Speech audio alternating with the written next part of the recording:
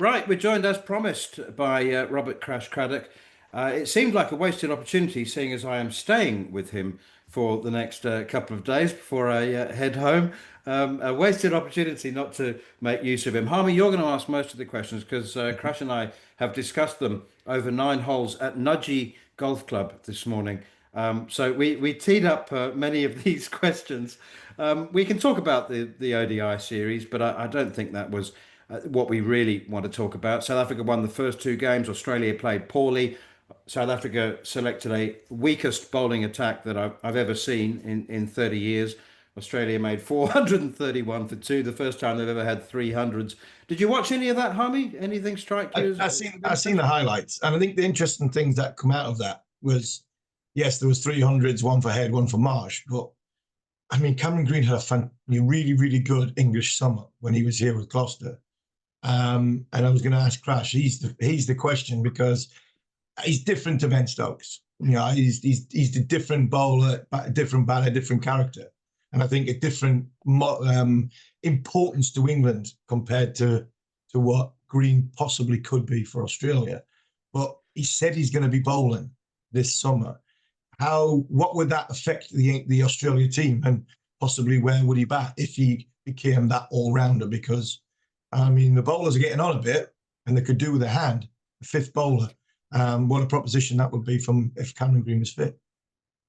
Yes, Harmy, it's interesting, isn't it? There's a theory that he would drop down from number 3 to lower in the order if he's bowling, and maybe that means the end of Bo Webster. Regretfully, because he's a good old-fashioned, hardy sort of shield player and has done well.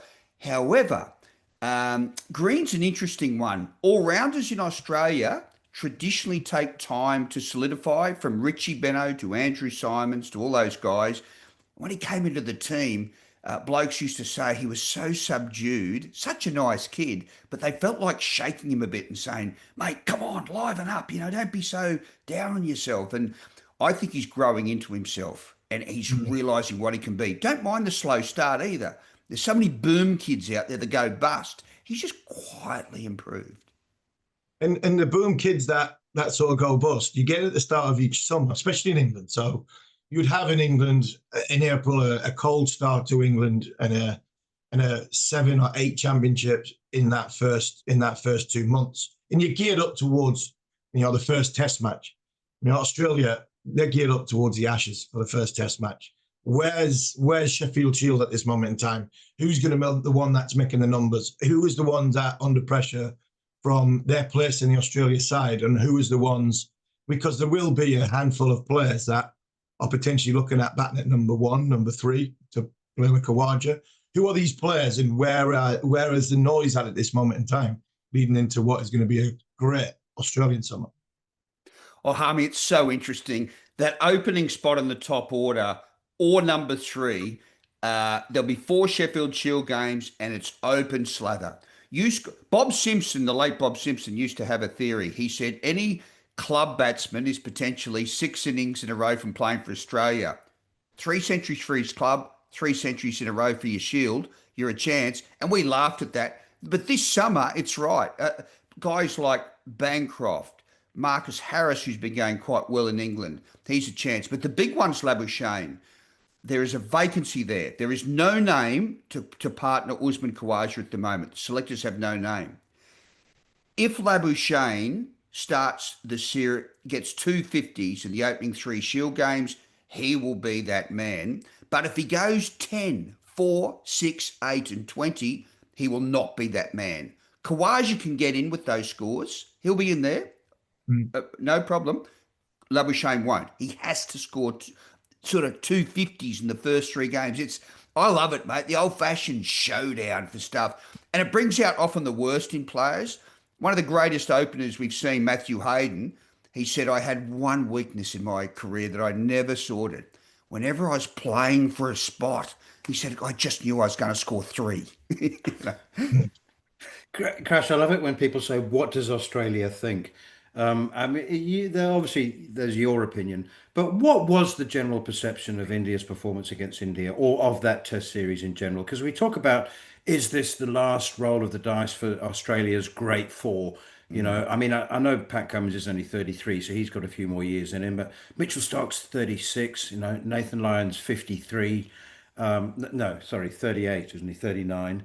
So those are the obvious talking points. But what about England's bowling attack? I mean, what did you think? What was the perception of Bryden Carse and Gus Atkinson and the guys who are likely to bowl the bulk of the overs?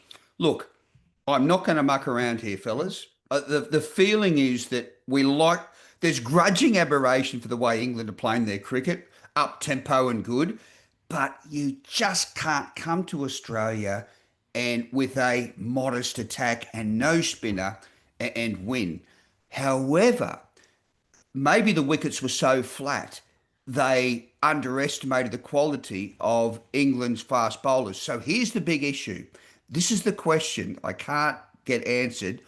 Do Australia prepare flat decks and say we'll just outbowl England here? Our bowlers, that the difference between the attacks will be magnified, or do you prepare spicy decks, Harmy, and say, hey, Bazball, go your hardest. See if you can handle Pat Cummins on a seaming deck. I can't work it out. I really can't. I'm not sure what they will do, Harmy, but it's a decisive play. If the wickets are flat, do you gamble on England maybe scoring 460? Or do you spice them up and suddenly bring England's bowlers in? What do you reckon, Harmy? What do you think? I would play on something spicy. I really Would would. you? I would not take as much as, and I mean, obviously, I'm English, and I've got my opinion on where this series potentially could go.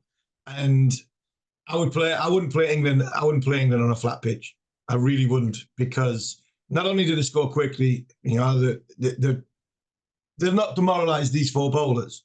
But what they could do is like you said, they could go and get 460.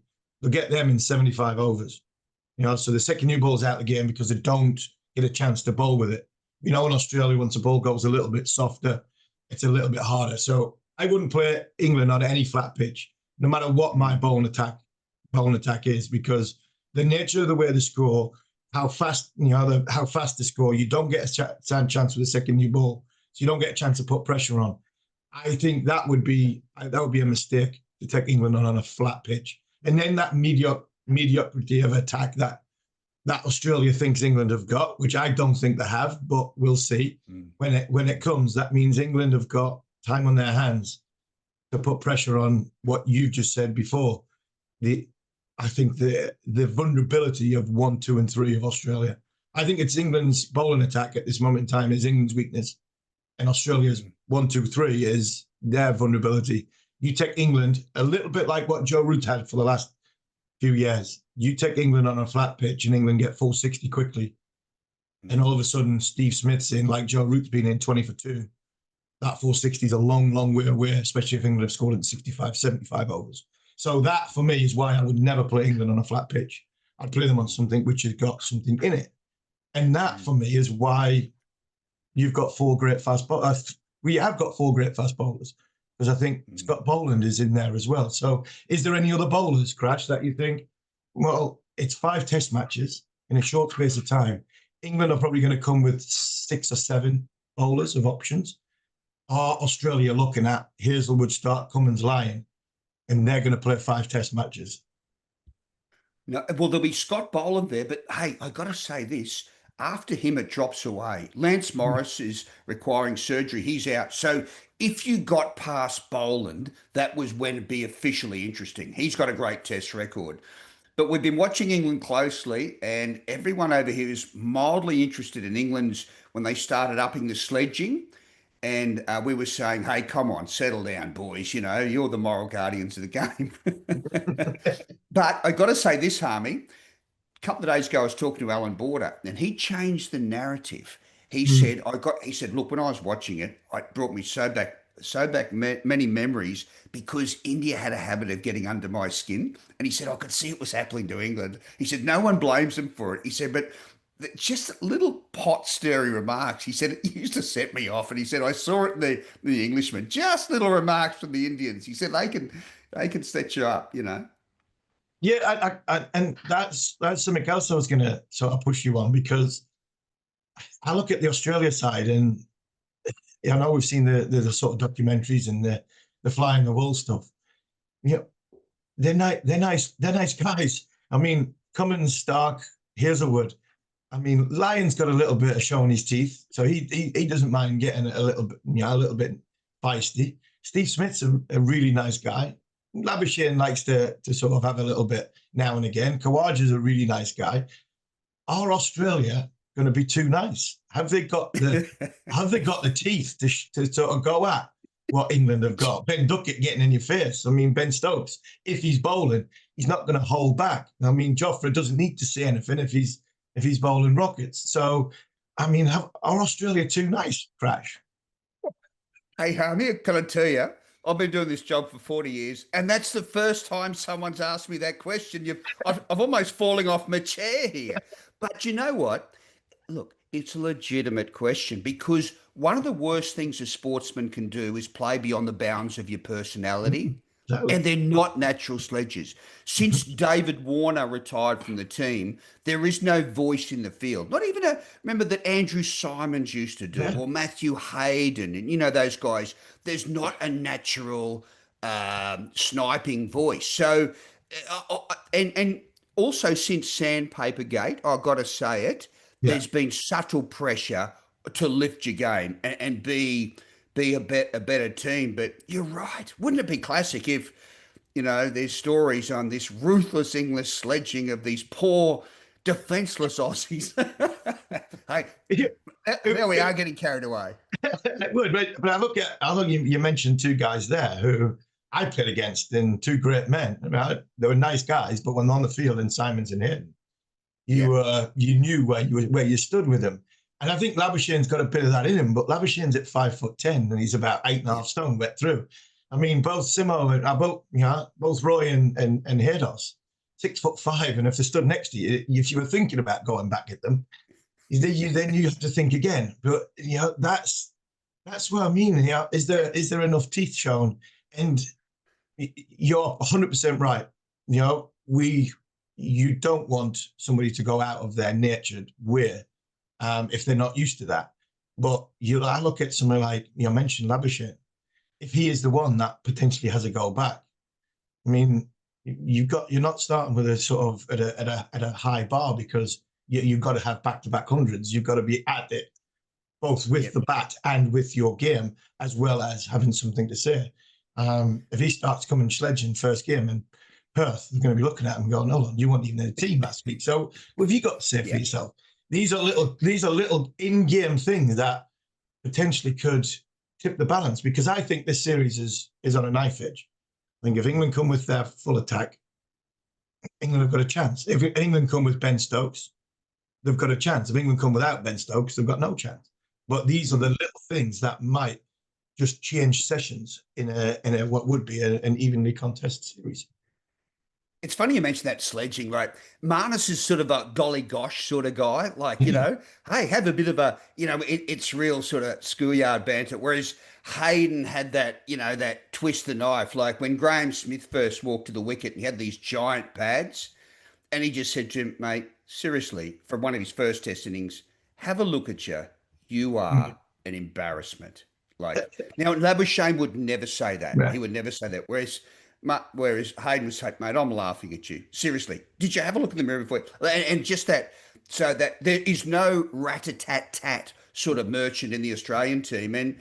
And Cummins doesn't want to be that team either. But I sort of quite enjoy it when temperatures boil up a bit, I've got to say it. But no, it'll be interesting. Man, the hilarious one with Hayden was he'd stand there, and obviously he's religious, and he would make the sign of the cross, and you'd look at him and go, "What you just said to me, I don't think God would be very happy." I mean, you wouldn't. You'd be like, "Do you realize what you've just said?" And then you do the sign of the cross. So yeah, I love Hados. He was an absolute gem to play against. You're always in the game, but you always knew where you stood. I don't think this team has got them characters. And Shane was the great Shane Warne.